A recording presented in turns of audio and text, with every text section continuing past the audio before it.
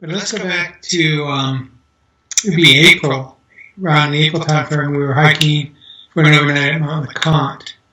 And at that time, we thought that we might actually do a through hike. So I carried a pretty big pack, getting in shape. We went up Rainbow, got there, and then while eating dinner, I was getting up, and I guess I should say for this video that both my hips have replaced. I've been replaced multiple times, and so the hip that dislocated was on its second hip and was always kind of problematic.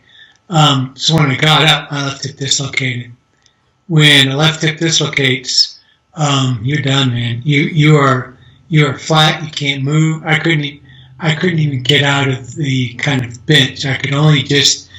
It's hard to. I would show you, but it's really just sort of an awkward position you're in. And of course, my wife knew, and ironically enough, there was an ER doc there, and they knew, but they can't get it. And it's to give medication that relaxes that muscle and then put it in, and that can only be done in an ER. Yeah. So I had to be evac. It had to be a medevac. And it's very painful. I don't. It's sort of like someone. It's because literally it comes out and up like that. Mm. So it's the ball part is jammed into your hip, and it's like someone has a screwdriver and it's just constantly rubbing it. So it's really painful. They were very kind. They put me in the manager's kind of area, so I had a place to lie down. And then two medics, rangers, basically came up Allen's Cave, I believe, to take care of me. We thought it would be over pretty quick. We were fogged in, so we were there about 36 hours waiting for the fog to lift so the helicopter could come and medevac me out. Meanwhile, those two guys stayed pretty much the whole time and certainly took care of the morphine and all the stuff that they needed to do. Then when the helicopter did come, the landing pad was a little bit distant. So they grabbed volunteers who happened to be there, and everybody dragged me out to the helicopter and the medevac. And the classic story in that one is when the medevac, the personnel grabbed me, put me in the helicopter, they kept hitting my head on the door, and they didn't realize they were doing that. So those doors just banged away. So nonetheless, I'm on there, done, UT, and sorry, that's April. Rangers hiked up in the night to bring you. Yeah, Rangers had hiked up in the night. So they basically used their lanterns, their lamps to get up Allen Cave at night. Yeah. They were amazing. I mean, without a doubt, these guys were amazing. They were, they really literally were by my side the whole time. I just can't remember a time when there wasn't one or the other or both right there. And they had great spirits. They kept needing meds, and they would go down.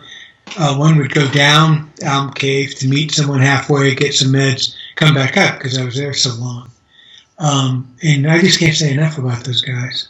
As first responders, without a doubt, if it wasn't for them, that would have been a very, very grim ordeal. That's in April. And in November, because I'm not really that smart, I was hiking again with my wife, Diane. You had done all the therapy. And we'll ignore that. She was just reminding me I did all the therapy. But. So we're hiking again. And we're hiking in the Cataloochee. And I'm trying to remember the name of the trail we were on when it happened. Basically what happened... Was it? Was that it? What was the trail, Mac? Do you remember? We hiked Hemphill Ball down to the junction with Caldwell Fork. The junction, okay. Did you hear the Hemphill Ball down to the junction with Caldwell Fork? So we had stopped for lunch. So it was around lunchtime, maybe a little late lunch. Once again, I sat on a log and had to tie my boot or something, reached down to do that, and my hip popped out again. Gosh. Now, this is like maybe 1 in the afternoon or something, and I was down. Now, this is November, And so it was maybe in the low 40s in the afternoon. It was supposed to go down to like the mid 30s or around that. And so all I could do, and I sent some pictures to you. I don't know if you got those. Yeah. In one of the pictures you'll see, I put my Army poncho liner over me, and I'm sort of sitting with this log in excruciating pain. And Diane is building a fire, which you're not supposed to do, but I was shivering so circumstances, yeah.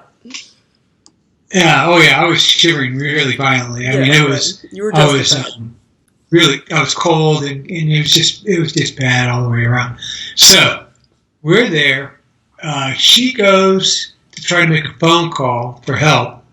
I have a satellite, not a phone, but one of those devices that you can use to like spot. You hit it and it sends a message out. But with this one, it's called inReach. I can text. Mm-hmm. So I texted at the same time. But she was able to get a signal, called the sheriff's office just when my text got through. So everything kind of went through at the same time. And they basically said, hey, man, you guys are isolated. You are out there. Just be prepared. You're going to be there for a long time. Yeah. So we were, it's certainly not what I wanted to hear, right? So we're kind of stuck there. She's building this fire. We're thinking, got to stay overnight. I can't stop shivering. The ground is very cold. And I'm trying to figure out how can I do this and survive, because it was, I don't think I would have gone into hypothermia, but it was certainly a risk considering how little I could move. I couldn't move at all, really, except my upper body. We saw a couple hikers and way in the distance, but they couldn't do anything. We didn't even bother calling out. So now it's dark. Now we've gone to dusk. It's dark.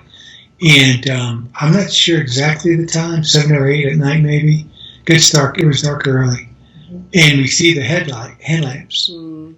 And sure enough, it was the first responders. And it was an interesting group because there were people from the fire departments, two separate fire departments. Mm-hmm. And then, of course, the ones from, what's the county again, Mac? Oh, they were from Waynesville. From Waynesville. Right. The Haywood County team. Yeah, your team. Yeah. My memory. Yeah, no, there were a lot involved that night.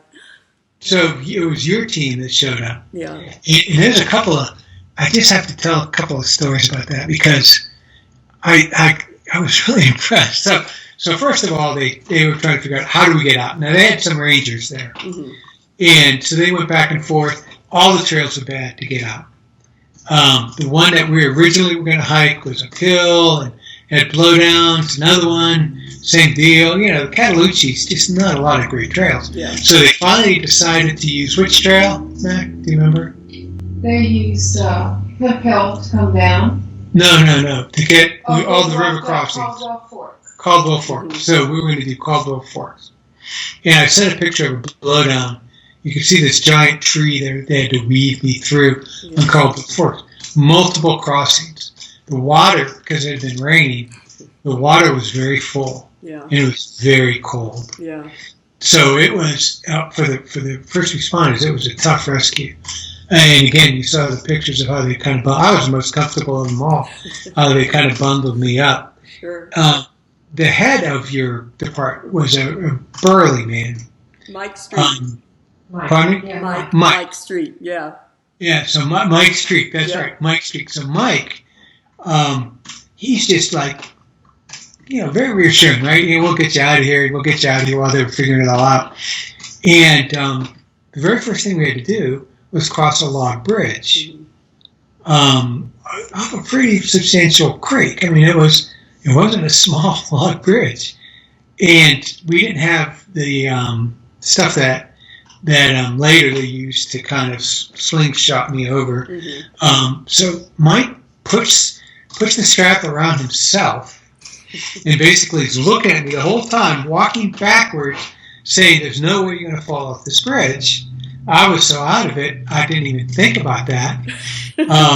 So I wasn't worried about that. But he was, and that was great. He was, again, it was incredible. I thought, two things first came to my mind during that night. I'll never forget this. The first thing was, what a gutsy move, he put himself seriously at risk. Because if that had toppled over, that he would have toppled too. There's no doubt about it. Yeah. Either got tangled up in the log bridge or gone over too. So to just do that and say, if you go, I go. Mm-hmm. I thought, because then I think his thinking was he'd be able to unstrap me and get me up. Yeah. I just was just totally in awe about that. The other one was his ability to walk backwards in the middle of the night on a wet log, looking and talking at me the entire time. I mean, it really was incredible. They used a cart that's used for deer, and that still was a hunting type of cart that they put together in a makeshift type of thing. That worked magnificently. So that I remember that very vividly. Wow. So it was definitely your team that ran the show. They were the ones in charge. They were the ones that got there. The fire department's all they were like volunteers from several, and they all kind of fell into Mike. And so Mike ran the show. The medic that was with him, who gave the meds and stuff, made sure I was pretty toasty. So it was amazing how the pain that was so excruciating was alleviated by what your team was doing. Only once did I ever have a problem the whole evac when it tipped a little bit, and that was really painful. But other than that, and then the other team showed up from Asheville, and they did the pulleys, and so that was the swinging across, kind of pulling me across. Every one of those first responders were in the water. Sometimes the water was up easily knee deep, if not thigh deep, freezing cold. Every one of them, every single one of them. Wow. And there were times when they had to put me through the water, where there wasn't a bridge there, and again before the police came, because the other team didn't show up till halfway, and there was a ton of streams. And then also they had to weave through that big blowdown that I sent you the picture of. Mm-hmm. All of this was really complex. It was a complex rescue. Yeah. From my perspective. Yeah. Oh, it was. Yeah. From our teams too, for sure. Yeah. And the amazing thing about it, I mean, when you look at the pictures, I'm totally strapped in, right? I can't move. I can't do anything. Big kind of litter that I'm in with this cart, this two-handled on each side cart that they're using, and I never fell. Wow. They never dropped me. I never fell. They took me through creeks. They took me on bridges. It was just a remarkable feat the whole time. Meanwhile, I had two rangers and your medic and another one of your members never left. Now, the two rangers occasionally would break out to go ahead and kind of do a scout. Sure. But the medic, and I wish I can remember the other individual, his name, they did not leave. They were with me the only time they stepped back was when we would go over a log bridge. Yeah. Early on before the sun loading. So that was the rescue. What we thought we'd be there all night when I was very worried about hypothermia. They got us out by midnight. Wow. Yeah. When did it happen again? What time in the afternoon, you say? Early-ish? I went down probably around 1. Wow. Yeah. Yeah, and they got me out by midnight, which is, again, the 911 operator was really clear. The sheriff's department was really clear. You're in it probably till the next day. You're really remote. You're in a really rough area. All this other stuff. So the fact that they showed up again, they found us in darkness, total darkness. Yeah. I can't even tell you the sense of relief when we saw those lamps. I mean, it really was. Well, I'm looking and I see a light and I'm not too sure, and I'm looking at it again and thinking, am I hallucinating? Because it was really people. And sure enough, there was these lamps. And I'm thinking, oh, this is amazing. So when they showed up, from that time until I got to the ambulance, 5 hours, if that? 4 maybe? Yeah. 4 to 5 hours.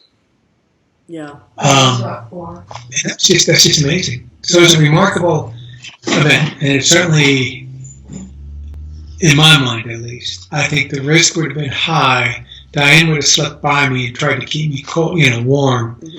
But I think there was definitely a risk of a cold weather problem since I could not move off where I was. Yeah, yeah. And Diane's going to join in. Yes, no, please do. So, can you see me? I can, yeah. And am I looking at you guys when I'm looking, or should I look? Am I looking at you now? Look, you look wherever you want. Okay, yeah. I just don't want to look like I'm staring off into space, and I never know. Yeah, no, you're looking at the computer. We know that. Okay, yeah. Good. I just wanted to say, from my perspective as a wife and also a physician, that I was so impressed with the professionalism of the ranger medics who responded to Eric's situation on LeConte, and their steadfastness in making sure his vital signs were stable and he was as comfortable as possible. They helped get me down the mountain after basically no sleep for any of us for, almost 2 days. Yeah. And the same with the rescue in the Cataloochee. That they were just professional and anxious to keep Eric safe and take care of me, and all at some risk, some significant risk to themselves, to do that at night and through the water. And then in both of those situations, we were just so shocked to learn that there's no reimbursement for any of that. So, we ended up making donations to each squad, and to the ranger medics, and then to the Waynesville group. But people just don't appreciate how vital that service is, or that those people are, until you need them. Mm-hmm. And then it's life and death. So we can't be more grateful for their presence and their help. I just wanted to add that. Yeah, I think it is important to note that it doesn't cost a thing. Yeah, yeah. I could have been some homeless guy who had something like that, and you would have been working just as hard to get that individual out without any thought whatsoever of even getting thanks or pay. Yes, just what you do. Yeah. And that's very, very, I'm glad she mentioned that. That's very important all the way around. Yeah. And I agree with Eric. When we saw the headlamps coming down Hemp Hill Bald in the dark, it was like, I had tears coming out of my eyes. It was like, the angels are coming. Yeah. I can only imagine how that It was an emotional moment. Yeah, no, it gives me chills just hearing it. It really does. Yeah, no, it's always great to work with people like you guys who, despite having these unfortunate things that have happened now, 3 different times to you, I swear you're a cat in another life with these 9 lives, but it's really, I'm not running out, but that's, the third one was well, I guess it was just as dramatic. But the third one didn't involve the Smoky Mountains. So. Yeah, but still, just the fact that, just it happened again, something like that. But, the fact that you guys are so prepared is just a testament to you as well, because not everybody goes into the woods with everything that they need to survive a situation like that. The fact that you had fire-starting materials, headlamps, all these things that really did help mitigate it until help could arrive, which, as you found, is much longer than you ever want it to be, but it's just absolutely. Yeah, that was really important. Yeah, her hiking book was sadly, her hiking book, the brown book, fuel for the fire. Was the fuel for the fire. But the picture I took, and a couple other ones I didn't send. She was just going around the woods, snapping off branches because it was wet, right? Yeah. So the wood was all wet. Sure. So she's trying to find whatever dry she can to build this fire. So it worked. It worked. And that fire was really critical for 2 reasons. One, kept us warm, but I think the first responders saw it too. Yes. Coming down, and they took care of it. They were like, "We'll take care of the fire," Yeah. You guys really shouldn't do that, but we'll take care of this. Give you a break. I was going to say, in that situation, anything goes for your survival. So no, I don't think anybody cared that you were making it. So. Yeah, no, it's just amazing. But yeah, and just your positive mental attitude, PMA is what we call it for short. I mean, all that comes into play with these situations, and that's where you just nailed it. Was being able to think calmly and respond, and especially in the one that was in the backcountry where you didn't have the resources like you did on LeConte. No, That's no, just huge, So I think that it's a testament to you guys too. You're like the ideal people to go and help. Well, I'm glad to be a really good prepared victim. Yeah, Keep it up. that's Keep it up. good. Just don't need it I do anymore. want to say again, and I want to make sure I'm correct. You're all volunteers. We are, yes, on our team So for sure. everybody's a and that is, if anybody's watching this, what I really want them to hear loud and clear is not only charge, but you're all volunteers. Mm-hmm. So you're virtually spending your own money many times to go out and get the training that you need, the equipment that you need, everything that you need to do this. You do it because you think it's important and you think those people are important and it's your calling. And I think that's just, I'm in awe of that. I mean, really, when you think about the time and the effort and the expense that you all put into that, plus the rescues itself, which, like Diane said, here you are thigh deep in some cases with this freezing water and trying to get this guy from point A to point B over this horrible trail. What more can I say? I just can't say enough about that. Yeah. We also, I think, the thought of trying to educate hikers and people going into the Smokies or wherever to hike about best practices and how to prepare for emergencies is critical. I mean, we meet hikers ourselves on day hikes who don't have maps, don't have water, just the basics of basic preparation in case there's an emergency, I think is so important. And we were lucky our first incident happened under somewhat protected conditions. So by the second incident, and Eric did all the therapy he was supposed to. We still had bad luck, but by the second incident, we were carrying everything just in case. Yeah. Yeah, we're pros, man. We're ready for it. We're pros. Believe in that, and we still do. Sure, absolutely. We're pros at getting evac by now. If there's a fourth time, we're just all over it. Seriously, you could write a book about all these experiences. What I want to know is whatever happened after the second one. I know you've told me before, but did you finally have it replaced again? Oh, yeah. That's Now, what I thought. it was Haywood County, right? I want to make sure. Haywood County. Haywood County. Yeah. Haywood County Rescue. Yeah. That's your team. That's my team, yeah. Unfortunately, I was not there that night. I was in Savannah, Georgia, but I hate that I missed it because that was a legendary rescue for us. We all still talk about that one. That one was pretty epic. Well, yeah. I got to the ambulance, of course. They took me to Asheville. They put it back. And then, I got it replaced with this new type of hip, which should dislocate as easily as the first two. Good. So, just to give you the biometrics, I've had 6 hips now, 3 on both sides. Both my ankles are fused, my knees replaced. Oh my God. My right shoulder, I'm on my second shoulder. The second one was a reverse shoulder, and my spine is fused, halfway fused from T10 down to S1. So half the spine is fused.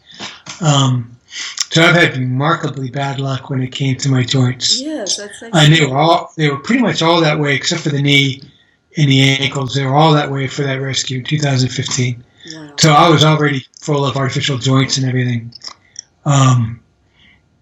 And the Haywood County team, again, the way they did the evac was so good that none of these other issues were a problem. Because they could have easily been a problem, especially the spine. Sure. Because I have no flexibility or anything like that. And it'd been really easy to violate the range of motion, to do all sorts of, if they were just jamming me in and trying to get me out. But it was nothing like that. It was really careful. I think that's the best word I can think of. Mm-hmm. Very deliberate, calm, careful, putting that rescue together. Really was. And then when an actual team came, and I forget the name of that county. Buncombe County. When the Buncombe County Rescue came, Yeah. They had a different skill set. Yeah, sure. So they had the equipment, so they had the straps and everything to get the equipment to put me over. And I have to give a shout out to them. Absolutely. They did the same thing. They were able to, I would say sling load. I don't know the proper term, but basically stick my litter up and then kind of push it across a rope to the other side. And they were just cranking it out, boom, boom, boom. Both teams worked together. I mean, think about this. We had at least 2 fire departments with a couple guys from each one. Sure. Park rangers. We had Hayward and Buncombe. It was a big rescue. So we had a lot of people there. Yeah, yeah. And it ran really. Mike was in charge of all of that because he was the guy on the ground. The park was very clear. Mike's in charge. Yeah. That I remember. Yeah. He was in charge. And that didn't change, I believe, when Buncombe showed up. I think he was still in charge. I was pretty out of it by then. Sure. But they worked seamlessly. That's so good to hear. No friction. I mean, everybody sort of knew what they had to do. It was really neat. Yeah. No, that's. I would have liked to watch somebody else do that, maybe, but it was neat. Exactly. No, we really all do work very well together, and that's what's amazing to me is every time we do have to convene on a large rescue or search, how well everybody gets along and just falls into place with the pecking order, and it's just great. So it's Mike was in charge. From what I remember, I believe if you ask him, I think he probably confirmed this. He was in charge the whole way, right? With Buncombe. Yeah, absolutely. I remember him giving, we need to do ABC, and Buncombe saying okay and doing that. So that's what I remember. Oh, definitely. Because wasn't it around Thanksgiving, if I'm remembering correctly? Yeah, it was. That's why I was out of town. And so I think a lot of our resources on both teams, it's probably why so many agencies got involved, is because there just weren't enough in one particular agency to mitigate it on their own. And so, just the fact that many people could come together on that short a notice is always impressive to me, too, during holidays. I'm sorry. No, you're good. Go ahead. My final story. There was a kid, a high schooler. He's in his class. The siren goes off. He just bolts out of class, right? He just runs out of class and immediately goes on the rescue. Yeah. Now, he went so fast he didn't have a coat or anything. He just had the clothes he wore for school that day. He didn't have anything. So I think, Diane, did you give him your coat? Somebody gave him a coat. Is Not me. Someone else did give him a coat. One of the first responders gave him a coat, gave him his coat to get him through that. But this kid, he was great. He took it upon himself to, I'm going to take care of Diane and get her across and all this other stuff. So he was really very, very much into that and wanted that to happen. Yeah. So I just thought that was great that this 17-year-old or 16-year-old kid just bolted out of class to do this rescue. Yes. It's a classic moment. Oh, and he probably loved every minute of it, to be honest. It was pretty cool. I don't know. It was pretty cool. Yeah. So, do you have any other questions for this? Or? No, that was it. Really, I just wanted to have you share your story, and just as a testament to why these teams are important, whether you're prepared or not. I think sometimes people think that it's only people who are unprepared that run into situations, but obviously there's people who do everything right too. And so it's all important and all vital. So I just your stories are both very compelling, all three of them really. So so thank you for being willing to do this. This was great. Well, Nancy, I thank you for, doing a fundraiser like you are, which is onerous in itself. I'm staggered that anybody can hike like that. You and your partner. It's just amazing to me that you guys could even do that in the first place. But taking the initiative to get all this together, it really does. Yeah, we're pumped for this, man. This will be great. What a great thing to do. It'll be fun. It'll be fun in a crazy type 2 kind of way, but it'll be fun. I have fun with parentheses sometimes. I would say that sometime in the future, there'll be someone like me on the ground, beat up, something broken or whatever, and because of what you're doing now, there'll be people able to go out and get that person and bring them to safety. Yeah. And to me, what a gift. So thank you. To me, thanks you for all of that. Absolutely. It's an honor. It really is. So, and it's just always great at the end of the day to meet people like you guys on these, unfortunate events. But in the end, sometimes when you can connect with them afterwards, it really is a gift. So I love that we connected on the trail that day, especially with Chris. I know. Yeah, it was fun. Well, keep us in the loop on how things evolve.